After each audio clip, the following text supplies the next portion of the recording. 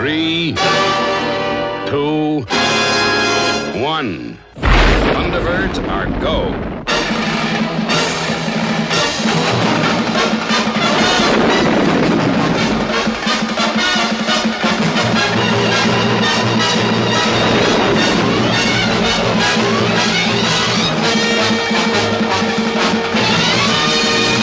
Hello and welcome to the next Launchpad video where we're going to be looking at the moving ramps this time. So we did the control panel in the last video. If you haven't seen part 1 of the Launchpad build, go and find it. It's on the Thunderbirds playlist and you'll find it in amongst the actual Thunderbird 2 build videos. This time, like I say, we're going to be looking at the moving ramps, starting with these pieces here. They are all plastic, they are all of the same colour. And also you'll be needing these screws here.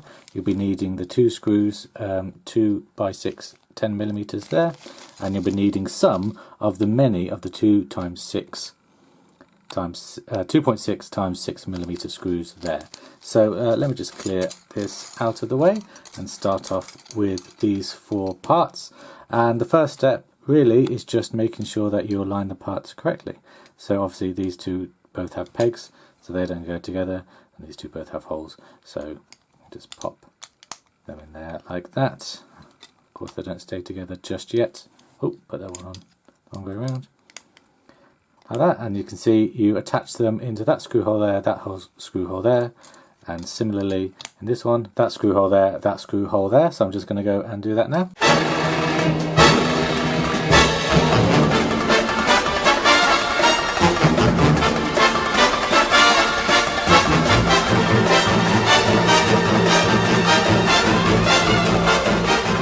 They will look like that when it's all done. I really did find that I had to push, that's probably why, really had to push these screws in with quite some force, but that's because I haven't really clicked them in properly, obviously.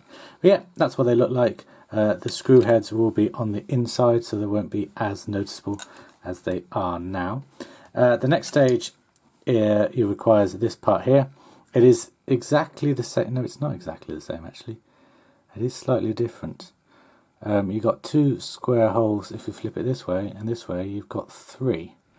So it might be a bit of trial and error making sure you get it the right way, but it does just plug into there like that, and you've got a little square part there, and it just plugs into there like that. That looks like it's going flush, so I think that's in the correct way. I'm just going to swing it around and push it in the other way to see if it looks any better or worse. No, it doesn't. Okay, well I'm going to leave it like, actually I think it looked better the first way around. So, there. So I'm going to leave it that way with the 2 pair of holes there and the 1 there. So I guess that was the 3 side and that was the 2 side. That's what I'm going to do anyway. And this is the part you'll need the 2 2.6 times 10mm screws. So I'm just going to screw them in now.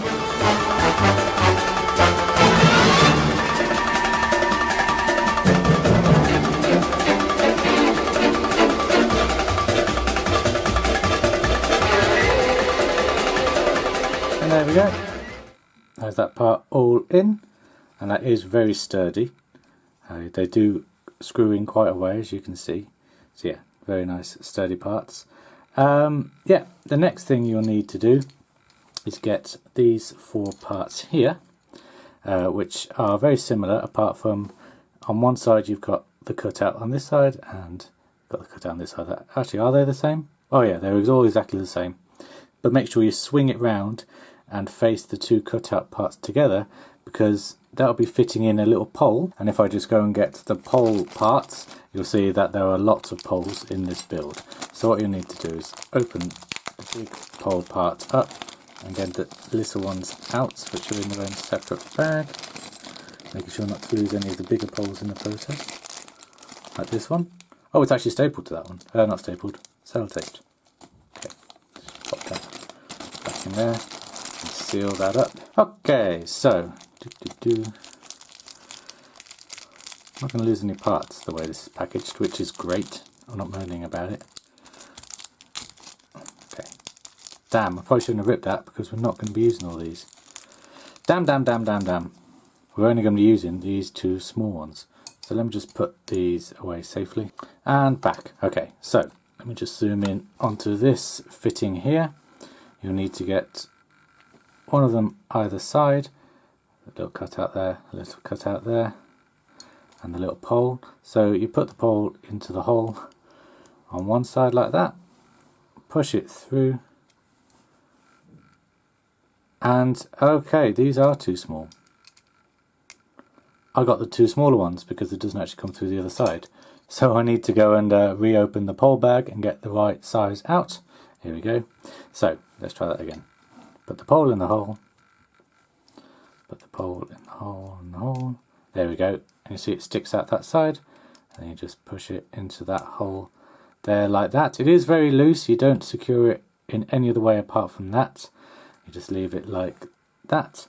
And same with this side. Pole in the hole. Pole in the hole, in the hole. Pole in the hole, like that. And you can see while I was doing this one's falling apart. So yeah, they are quite loose, which is good. So what I need to do is actually clear this area down a bit.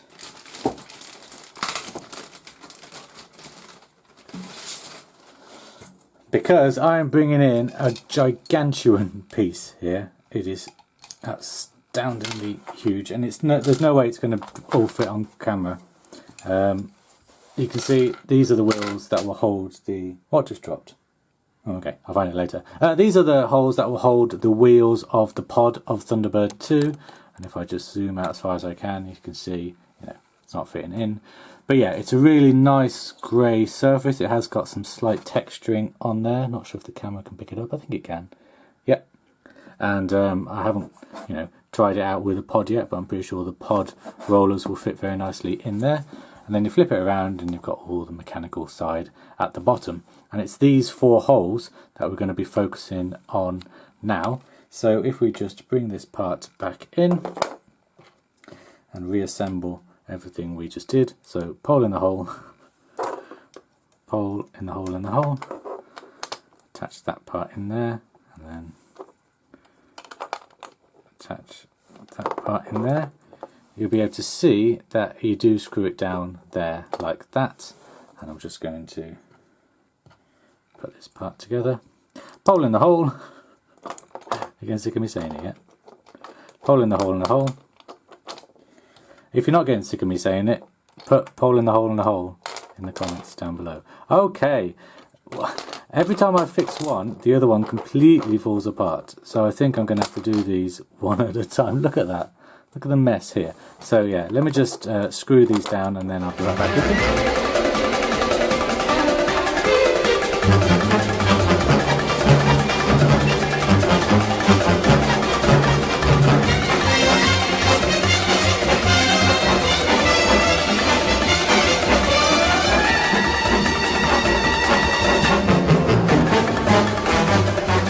Okay, there we go. Let's see if we can get them both in. I think I can. And then this part is just loose, but it is secure. To flap around like that. So of course the motor will push this part up, pushing up the ramp. This part has got to hold the weight of the ramp and of the Thunderbird 2. So, it will do it because I have seen videos of it working. But I'm quite amazed that this is where all the strength is going to be, just in this part here. But it does go together really tightly, really securely. So I'm very happy with that. The next part on this ramp, really can't get it in, just moving the camera, sorry about this. It involves these peg holes here, here, here and here, and these parts here. Just for now, I'm sure they'll come into play a little later, but just for now make sure that you screw them in. So there is a way of screwing these in as well. As you can see, I've done it so that the little tab part here is facing outwards this way. And then on this side, the little tab needs to face outwards that way. And just put that one in there and it fits into that little hole there. So you just screw them in like I have done here, and these parts will come into play a little later on. So the final part of this underside of the ramp, or rather the final 2 parts, are these parts here. Once again, too huge to fit on camera. But as you can see, when you look at footage from the underside of the ramp, these parts are very prevalent. So let's waste no time in putting them in. you'll see that there's holes all along here, and you just slide in this part here into those holes. Oh, some parts don't seem to be going in. I wonder if it's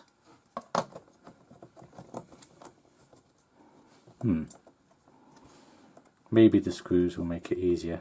Maybe I'm just using the wrong one. But if I just zoom in here, you'll see that they don't really run flush. That still moves, so that's good. I can't see anything on the instructions that inform me either way that of what way to put them in. So I guess you just pop them in like that. Let me just try it with this screw. That's the wrong screwdriver. Let's just see what it looks like. If I can actually get it in. Oh, okay. Yeah, okay, so very similar to the speaker last time. The screw actually just holds it in place, oops, like that. So, yeah, although it doesn't look like you can get that screw hole in. This is going to be a little tricky, so I'm just going to go away and attach these, and then I'll be right back with you. And here they are all screwed in, and I was getting really excited as I was putting these parts together, because, they're what I call subconsciously iconic parts. You know that the ramp has this patterning underneath when it is upright in this position. I'll just, try and show you here. If you saw artwork of the Thunderbird 2 ramp up and it didn't have these parts there, then you know that it would be missing something. So subconsciously iconic is what I call these parts, and they look great. And they really do add something when the ramp is in the upright position. I hope you agree. So yeah, that is the underside of the ramp all completed. Now let's move on and look at the blast ramp. So here are all the parts that go together to make up the blast ramp. I'm calling it the blast ramp. I'm not really entirely sure of the name. The exhaust ramp, the blast flap, I don't know what you want to call it. It's the part that catches the exhaust from Thunderbird 2. That part. This is what we're building now. So it comes in two big parts really. The first part looks like this on the underside, and then it's got this wonderful detailing on the outside, which I really like. And then there is some more detailing to add onto this part, and then it just slots into this part here, which is the top of the ramp. So Thunderbird 2 can go over the smooth surface. Again, it's made with this little texturing to it, which is really nice. So the first thing you'll need to do is get this detailed part, and you'll also need to get these two parts here, and they just slot in, I believe, this way, just like that on the underside, so that this way around you'll see they've got some 3D textureness to them, and that actually works really well. It's really simple, really effective, but it does work very nicely. And because this is going to be the underside and you're not actually going to see this at all, you can glue that in if you want to, because if you do push on them, they do pop up. Actually, saying that, if you look at this part, it's got kind of it has got two flaps here, so that when it is all put on, you can't actually push them down. Oh, there we go. So you don't need to glue it in. The design is as such that they've thought about that, which is, genius. Well done. Good thought processes on the attention to detail there. The next step for this blast ramp is not on the detailed part, but on the D1, I should call them by the proper names, D1 part, and you'll need these two triangle holders here, and what you'll need to do is just pop them into the gaps that you'll see at the edge here. I think that's what you do anyway, although this one doesn't seem to want to be going in. Oh, maybe they're meant to be loose? Don't see why they would be though. Yeah, no, not sure about that. But I think I am doing it right. Oh, hold on. Ah, right, okay. I know how you do it. There's a little tab there sticking out of this part, and there's a hole here. So I think that tab does go into that hole. Aha, it does. And then it sits in there quite loosely, but it does sit in there that side. And exactly the same. Little tab there. The hole in the side, and it just pops through and sits loosely like that. And it can afford to sit loosely, because when we attach this part, it will all be secured up.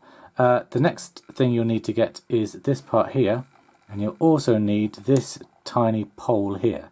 And you'll know the right size because this comes on its own. All the others come in twos, by twos. Hurrah, hurrah.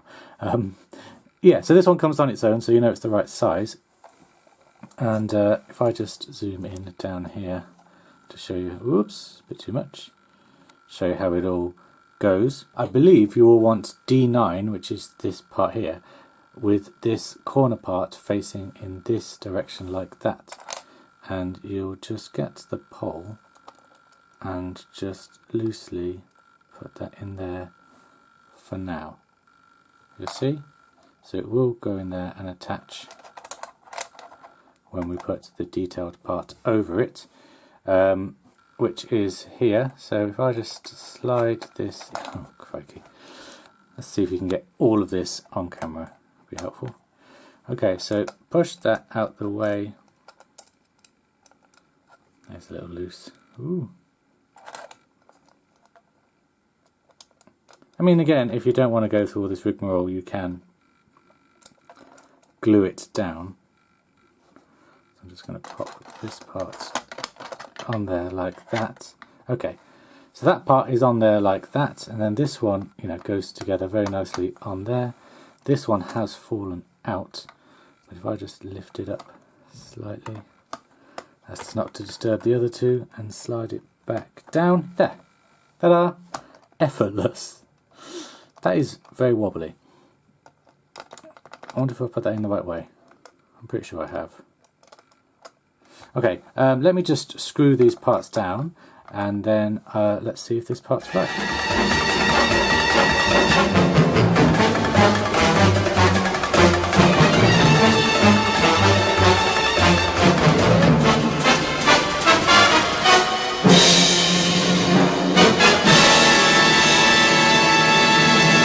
And there we have those parts screwed in, and yeah, it goes together really, really well. You need to make sure that the pole is, I see it still feels a little loose. I'm not entirely sure I've used the right one there.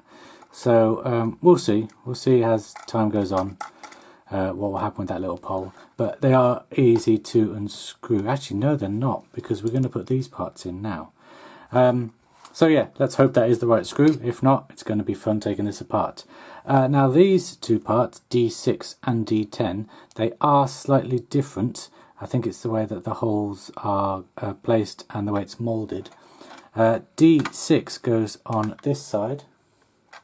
I just had to check the instructions there because I wasn't sure myself. So yeah, D6 goes on this side, and you just push the pegs into the holes there like that. And similarly for this side, in there like that, and you got some detailing that goes across the whole part there, which looks very nice indeed. And that is the last thing we're going to do in this video. So, oh, ignore all this, that's for the next video.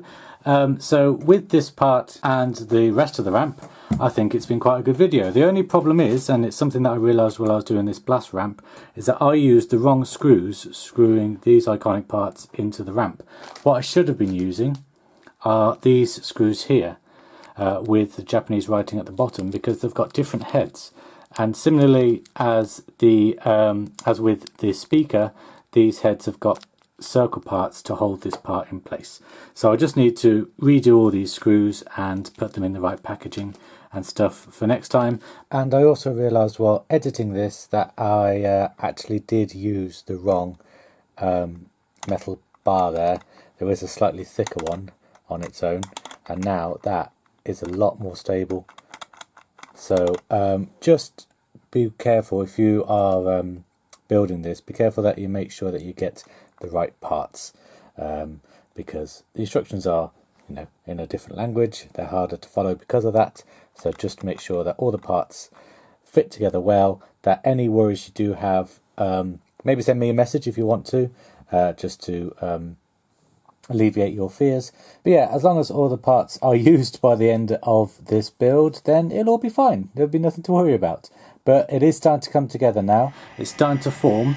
The next video we'll be looking at more of It's a bigger build because we're looking at the more chunky parts of this launch ramp. So I hope you'll join me for that, whenever that may be. And stay tuned to the Thunderbird 2 videos because, you know, I'm having a blast with them, as I'm sure you can tell. So until the next time then, guys, take care. Bye-bye.